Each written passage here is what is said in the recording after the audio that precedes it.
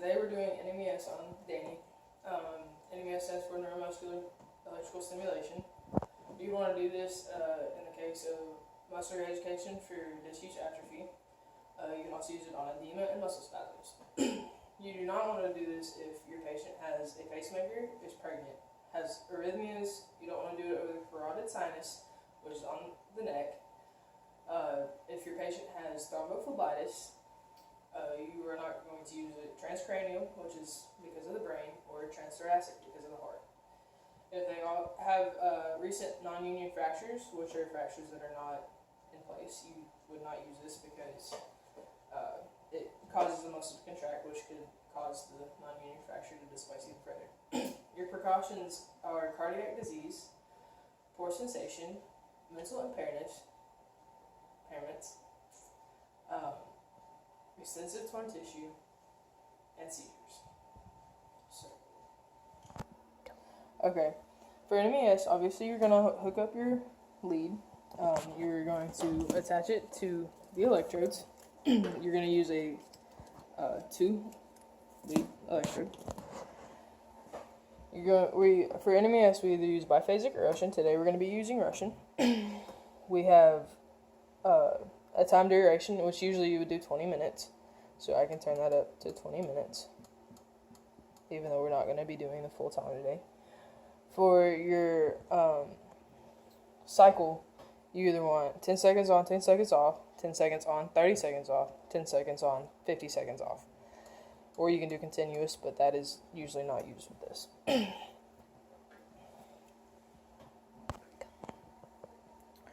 Okay, we also have ramp time, which is different. The parameters are different for each of the things. Post-acute edema, you would have a ramp of 0.5 seconds on, 0.5 seconds off, or you would have no ramp.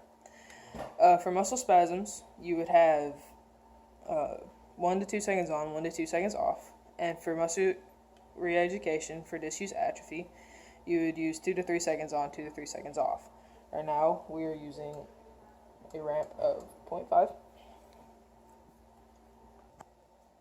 Okay, first of all, you need to position your patient. So I'm going to ask her to hang her wrist off the edge of the table for this particular instance, because we are doing the wrist extensors. You can scoot up a little bit if you would like. You're going to inspect the skin, make sure they don't have any lacerations, any type of... So, first of all, we have to wipe down the area, make sure it dries. Then you connect the electrodes to where they cross over the muscle belly.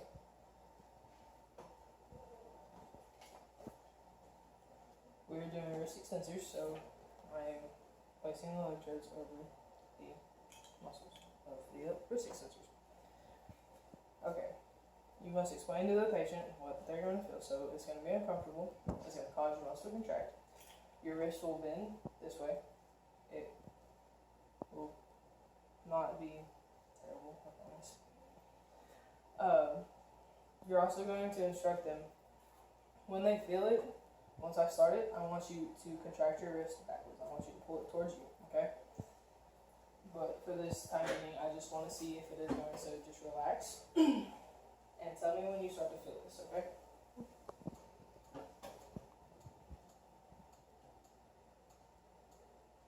Oh, I'm feeling it.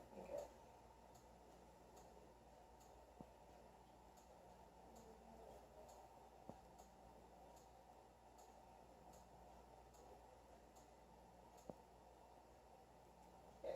From this point, I can see that it's contracting the muscle, so I'm going to hit start. I want you to pull your hand back that way. Okay. It is on a 10 and 10 duty cycle, so it will cause her to contract her arm for 10 seconds, and it's going to relax for 10 seconds.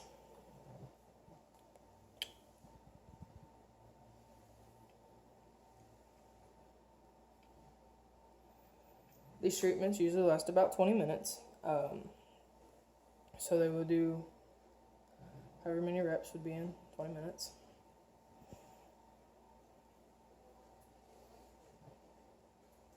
Okay.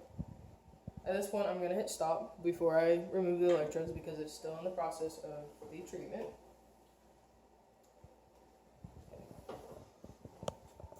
Afterwards, you're going to want to remove the electrodes. Place them back here. Got them from. You got to inspect the skin for any type of reaction or irritation. Then you clean out, you unplug this piece and place them back where you found them. Hopefully you didn't find them on the floor, which is usually the case.